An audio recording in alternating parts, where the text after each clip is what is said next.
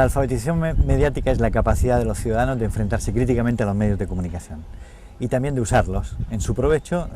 con todos los intereses legítimos para hacerlo, es decir, para trabajar, para entretenerse, para educarse, y por tanto es una capacidad que combina habilidades técnicas con habilidades de tipo cognitivo, como el dilucidar si una información es información o es opinión, si hay publicidad entreverada en el discurso que aparenta ser una noticia, por ejemplo, o bien si sabemos proteger a los menores de los riesgos que representa Internet y al mismo tiempo brindarles oportunidades para aprovechar los beneficios que pueden obtener de Internet. Todo eso es alfabetización mediática.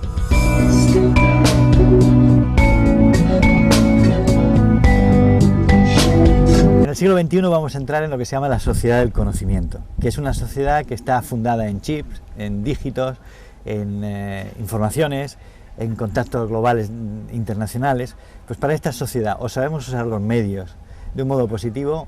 o no somos capaces ni de ser competitivos, ni de construir una paz duradera, ni una sostenibilidad medioambiental, ¿no? Entonces la alfabetización mediática nos va a generar los recursos y las capacidades para conseguir esta sociedad que todos queremos, que es una sociedad pues más inclusiva, donde no haya marginados, más libre, más creativa, más sostenible en general.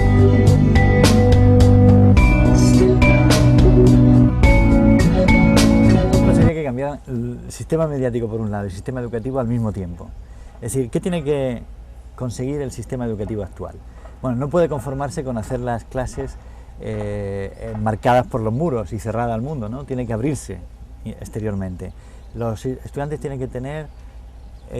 instrumentos y herramientas de exploración de ese mundo, de obtención de información, de cooperación con otros estudiantes que a lo mejor están situados a miles de kilómetros de distancia, y eso significa usar Internet para casi todo, ¿no? No solo Internet, sino todos los sistemas de telecomunicación, ¿no? Si conseguimos esa escuela permeable, habremos cambiado, habremos integrado las nuevas tecnologías en un sentimiento que es un sentimiento de participación auténtica de los estudiantes en la construcción del saber, ¿no? Los medios, ¿qué pueden hacer? Facilitar a la educación pues todos los recursos propios, mejor información, mayor transparencia, etcétera, etcétera, pero además los medios son las plataformas de democratización activa de una ciudadanía, que tiene que ser más lúcida, más consciente, cada vez más activa en el debate público. Por tanto, si tenemos una escuela activa y comunicativa, tendremos unos medios que son más culturales, más participativos y más diversos.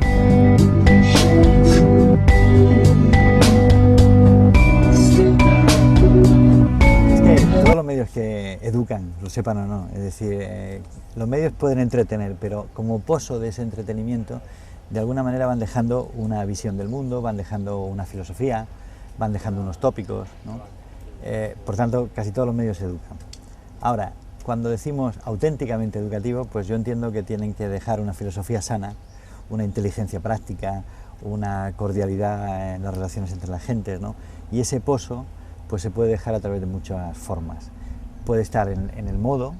o sea, en el estilo del programa, puede estar en el contenido, puede estar en el espacio de libertad que abra al receptor.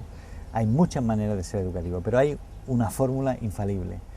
Las personas que hayan visto este programa, después de haberlo visto, son más felices, más ricas intelectualmente, son más positivas en términos sociales o no. Si un programa te deja una agresividad como regusto, te deja una mala visión de lo que tú puedes hacer en la vida, te deja un mal ejemplo o te deprime, en cierta manera ese programa no es positivo, ¿no?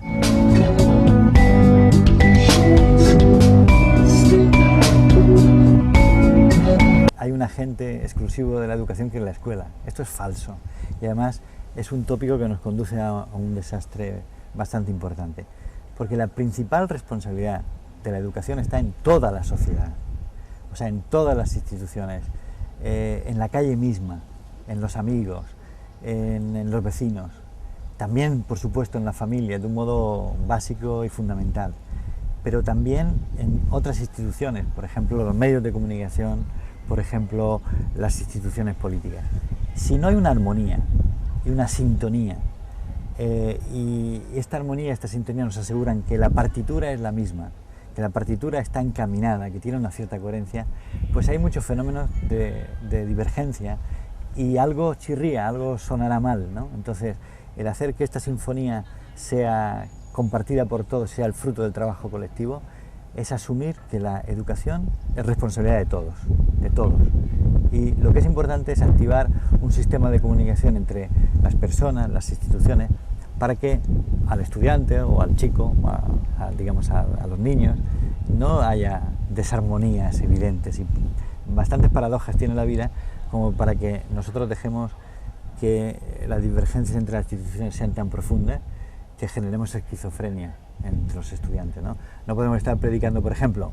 que el estudio es un esfuerzo, es una vocación, es una misión, es una responsabilidad, y al mismo tiempo decirle, vive tu vida,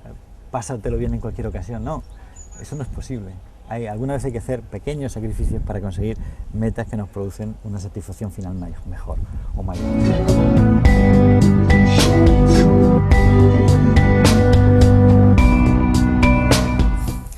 Pues es sencillo, yo creo que sería, uno, cambiar la educación en las escuelas. Otro, cambiar los medios de comunicación para hacerlos más educativos. Y finalmente, un tercero que es hacer personas más inteligentes o crear receptores más activos, más críticos. Por tanto, en esta trilogía donde educación, persona o medios a veces se viven con diferentes prioridades, me parece que lo importante es colocar a la persona como prioridad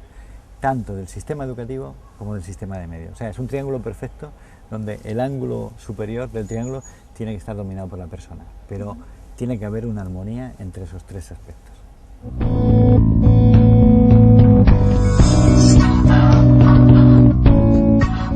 La web 2.0 inaugura un nuevo escenario comunicativo donde todos, no solo los periodistas, pueden ser emisores y donde todos pueden tener acceso a las herramientas de difusión de contenidos. Esto genera un escenario comunicativo sin precedentes que realmente es revolucionario. Todos pueden informar y ya no son solo los periodistas los que tienen acceso a las fuentes y a los instrumentos de difusión de contenidos. Con la web 2.0 tenemos una noticia buena y una noticia mala. La noticia buena es que ahora todos pueden ser emisores, la noticia mala es que ahora todos pueden ser emisores.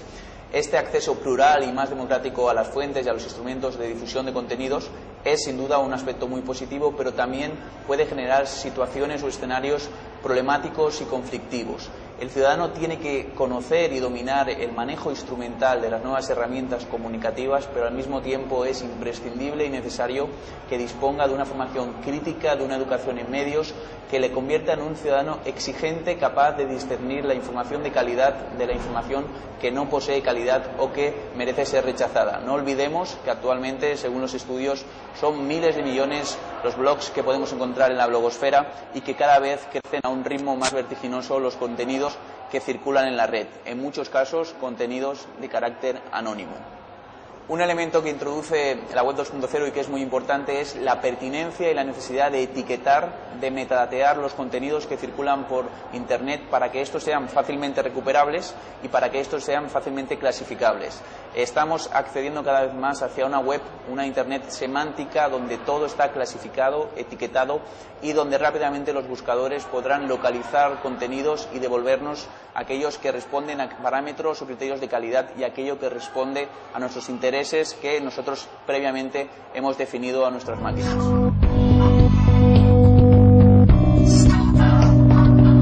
Tradicionalmente el periodista tenía que cubrir la actualidad informativa para luego transmitirla en mensajes en televisión, en prensa, en radio y posteriormente en Internet. Ahora es posible que los propios ciudadanos se organicen y sean ellos quienes realicen la cobertura mediática de lo que está pasando a su alrededor y los que confeccionen su propia agenda de noticias. Esto es un cambio realmente importante porque el periodista tiene que aprender a conversar, tiene que aprender a escuchar a sus audiencias y por tanto tiene que adquirir habilidades y competencias que le permitan dialogar e interactuar de manera constante y de manera provechosa con sus interlocutores, en definitiva, con toda la sociedad. Los atentados del 11 de septiembre en Manhattan, los atentados del 11 de marzo en Madrid, los atentados del 7 de julio en Londres han demostrado a la sociedad que los ciudadanos son importantes en la cobertura mediática de los acontecimientos que suceden hoy en día.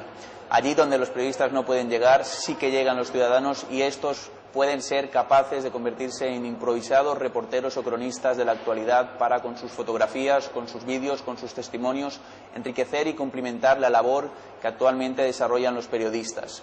Esto ha dado lugar a escenarios muy interesantes, como por ejemplo en la guerra del Golfo, donde muchos ciudadanos de Estados Unidos se están informando no a través de los medios convencionales, sino a través de los blogs que los propios soldados de Estados Unidos o ciudadanos anónimos de Bagdad u otras ciudades iraquíes están gestionando, dando una visión del día a día en ese conflicto que dista mucho de la que nos ofrecen cadenas más convencionales o medios de comunicación tradicionales. Estamos, por tanto, en un nuevo escenario comunicativo donde es mucho más plural el acceso a las fuentes y también la oferta de puntos donde informarse. Y, por tanto, aquí reside la necesidad, la pertinencia, la urgencia quizás de contar con una ciudadanía capaz de ser crítica, exigente y poder navegar con criterios, con parámetros solventes dentro de ese laberinto informativo y lleno de ruidos como puede ser Internet.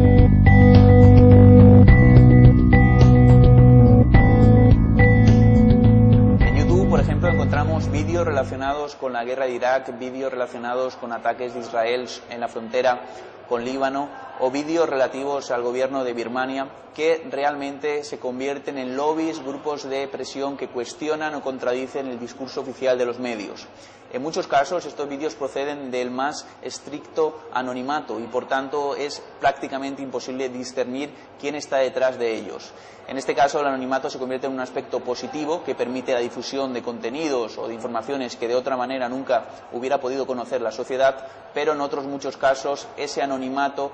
permite difundir o dar pies a una plataforma de rumores, de mentiras o de falsedades que contribuyen a desinformar y desorientar a la sociedad. Ha sido muy llamativo en este sentido un vídeo que apareció en horario de prime time en los principales informativos de las cadenas de televisión españolas, donde se veía como 3 encapuchados se dirigían al Parlamento, accedían al hemiciclo y colocaban una pancarta donde invitaban al presidente del gobierno, a José Luis Rodríguez Zapatero, a participar en una manifestación, en una protesta contra la pobreza en el mundo. No solo pasaba eso, también tomaban el asiento del presidente, lo sacaban al exterior por una ventana y posteriormente lo cargaban en un automóvil para huir con esa posesión o con ese robo en su poder.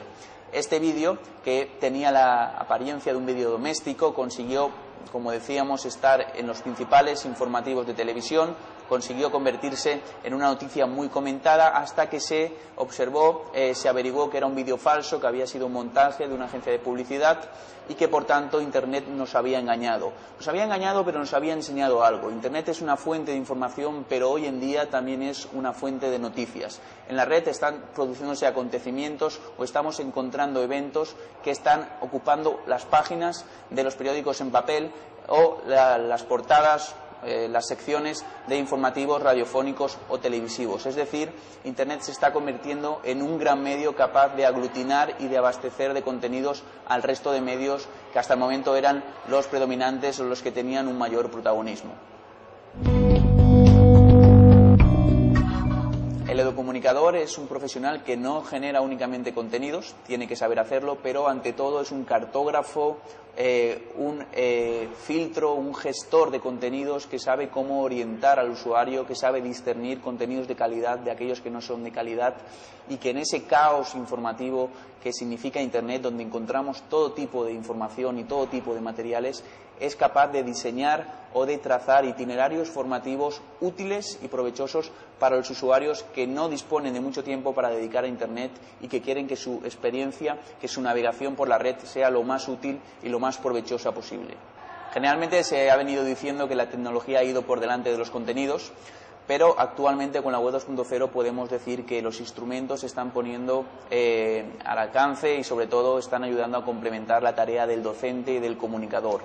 El educomunicador, en último término, encontrará en la web 2.0 una serie de herramientas que están ideadas para compartir y, por tanto, son muy útiles para aprender. Una serie de herramientas que no exigen un gran conocimiento técnico y que, por tanto, estarán al alcance de cualquier usuario. Y, en último término, un conjunto de instrumentos muy aplicables en la educación formal y no formal que servirán para adquirir conocimientos de cualquier tipo de campo o disciplina y de una manera muy activa, muy participativa y, en último término, muy eficaz. Por tanto, la Web 2.0 está muy preparada para responder a finalidades o hitos educativos y para ponerse al servicio de la estructura docente, tanto de la escuela o de la universidad, como de aquellos proyectos que intenten potenciar aspectos vinculados con la cooperación o con la comunicación en un sentido general y abierto a toda la sociedad.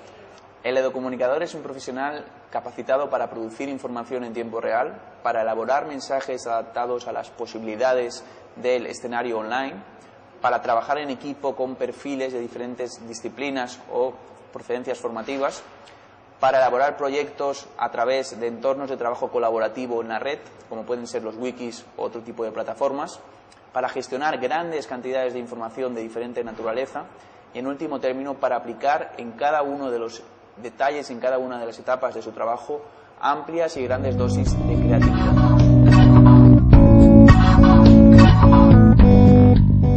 Uno de los grandes retos de Internet es conseguir prestigio y credibilidad, un prestigio y una credibilidad que sí poseen los medios tradicionales, la prensa, la radio y la televisión, pero que Internet, un medio joven que tiene muy poco tiempo de vida, no olvidemos que realmente nace en el año 92, pues Internet todavía carece de ese prestigio y de esa credibilidad que sí poseen otros medios. Cuando dotemos a Internet de esas características, podremos hablar de un medio que podrá competir en igualdad de condiciones con medios que poseen una trayectoria vital mucho mayor o mucho más desarrollada en el tiempo, como son los medios convencionales. Internet nos obliga a aprender a leer, a aprender a escuchar y aprender a escribir. Tenemos que cambiar los parámetros tradicionales y lanzarnos a un escenario donde se tiene que implantar una escritura de palabras, sonidos, imágenes y, al mismo tiempo, una escritura interactiva que escucha al interlocutor y que le permite participar. Del mismo modo, tenemos que ser capaces de elaborar productos educomunicativos distintos a los que ya existen en otros medios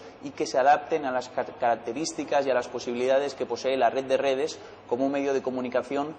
ofreciendo, por tanto, a la sociedad una serie de servicios que hasta el momento no existían y que pueden satisfacer demandas formativas, demandas de comunicación muy importantes y que hasta el momento no disponen de ningún tipo de respuesta en nuestras sociedades.